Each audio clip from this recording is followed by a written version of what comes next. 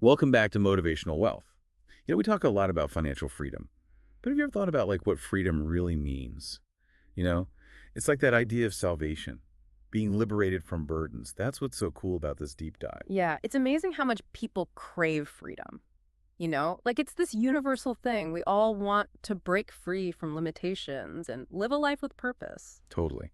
And today we're diving into the work of Dan Martell.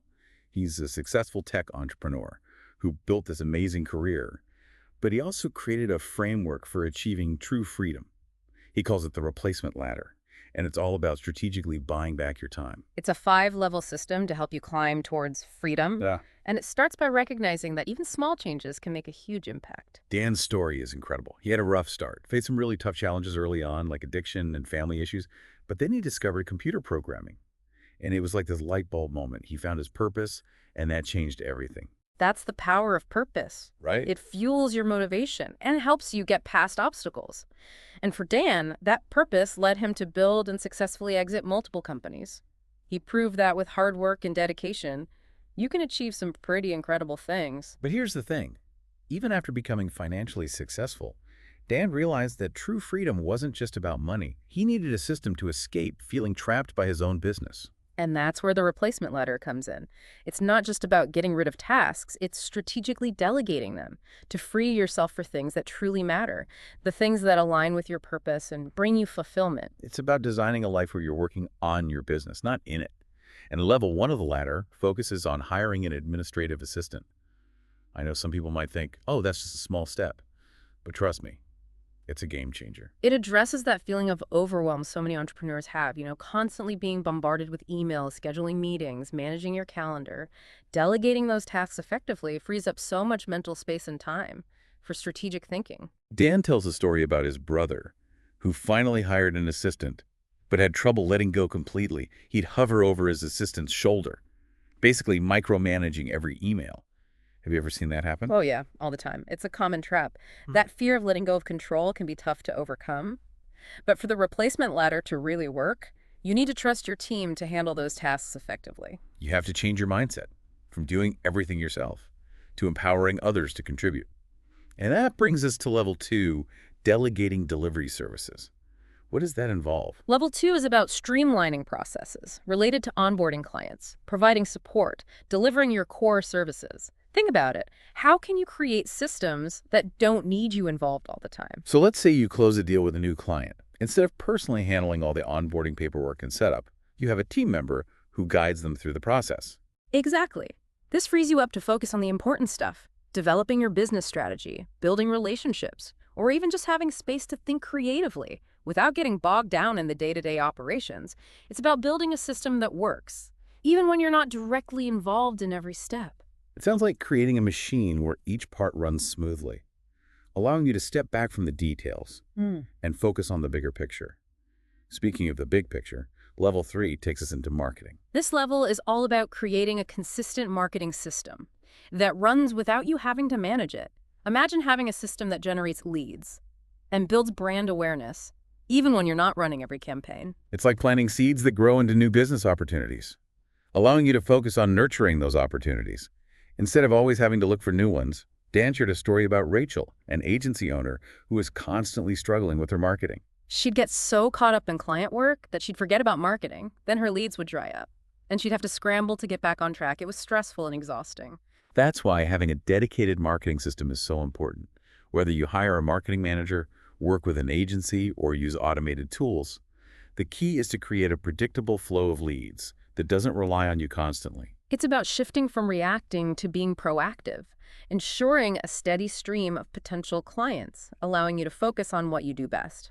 And that brings us to level four, sales. This might sound strange, but delegating sales calls can actually free up a ton of time and often leads to higher conversion rates. It's true, and Dan illustrates this perfectly with his own experience. He thought as a coach, he had to do all the sales calls personally to connect with clients. But his wife Renee pointed out that he was teaching people to delegate, but not doing it himself. So he decided to hire Michael, who had this really unique background. He used to sell samurai swords online. What a career change, but the thing is, Michael turned out to be amazing at sales. Dan was blown away by how well Michael enrolled clients without him being involved. It was a lesson in letting go and trusting the process. And there's a reason why delegating sales can be so effective. A dedicated salesperson can bring new perspectives and skills, often leading to higher closing rates and more revenue. It's a win-win. Plus, it allows you to focus on delivering your core service.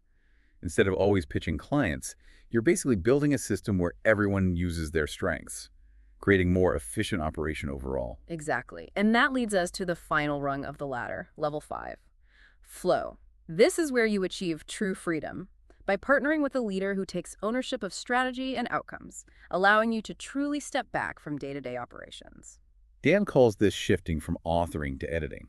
You're not dictating every task and decision anymore, but providing guidance and support while your leader handles the execution. This requires a lot of trust and letting go, but imagine the rewards having a partner who can manage your team, execute your vision, and even bring new ideas and opportunities to the table. It's like having a co-pilot who helps you navigate the complexities of your business, letting you enjoy the journey without feeling burdened by responsibility. And this new freedom lets you pursue other things, spend more time with loved ones, or just enjoy the results of your hard work without feeling tied to your business. You achieve a state of flow where work feels effortless and fulfilling. It's interesting how this connects to the idea of salvation we talked about earlier. Just like we can find freedom from burdens through faith, the replacement ladder offers freedom from limitations of time and energy, letting us live a life of purpose and abundance. What do you think? It really is. It's a powerful analogy. Freeing ourselves from certain things opens us up to a life of purpose and fulfillment, which brings us to another part of Dan Martell's work, his concept of transformational leadership. So we talked about freeing up our time, Hmm. but now we're looking at how we manage and coach our teams to help them Yeah. reach their full potential. Exactly. And it's more than just telling people what to do. It's about empowering your team to become problem solvers and decision makers. It's like creating a team of mini entrepreneurs within your company. That's pretty exciting. It is. And it all starts with this simple but powerful framework. Outcome measure coach. First, you set clear outcomes for your team. Instead of micromanaging every step, you give them a clear picture of where you're going and the results you want. It's like you're giving them a map and compass. But instead of turn-by-turn directions, you're showing them the mountaintop and what it feels like to get there, inspiring them with the why behind the climb. I love that. That's a perfect analogy. And once they have that vision, you give them the tools to navigate the terrain. That's where measure comes in. You set up clear metrics so they can track their progress and know if they're on the right track. This helps them make adjustments without needing you all the time. They become more independent and confident. Exactly. And of course, there will be times when they run into a roadblock or get off track. That's where coach comes in. Instead of just telling them what to do, you guide them through the process of finding solutions themselves. Dan tells this great story about Adam. He was an HR manager who felt totally overwhelmed by having to hire 13 people in just 90 days. Instead of giving him a step-by-step plan, Dan used the 1-3-1 rule to coach him through it. Can you explain how that works?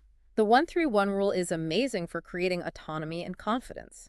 You guide the person to figure out the one problem they're facing, then brainstorm 3 ways to solve it, and finally they recommend one action to take. It makes them think critically, explore different options, and ultimately own the decision.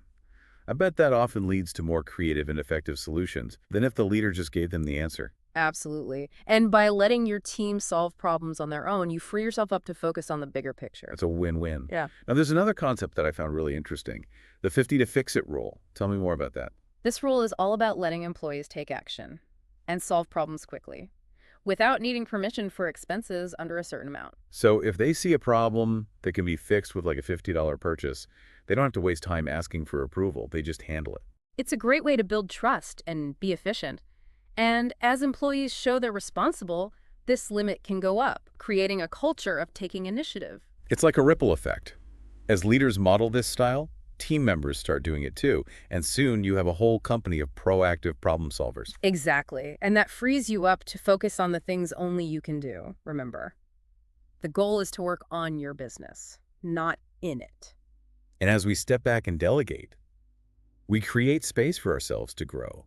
It's like reaching that mountaintop and seeing a whole new world of possibilities. And it's not just about succeeding ourselves. Dan encourages us to share our talents with the world, to make a positive impact on something bigger than us. Whether it's through our work, our relationships, or our communities, we all have something to offer. Exactly. True abundance isn't just about money, but about sharing what we have and making a difference.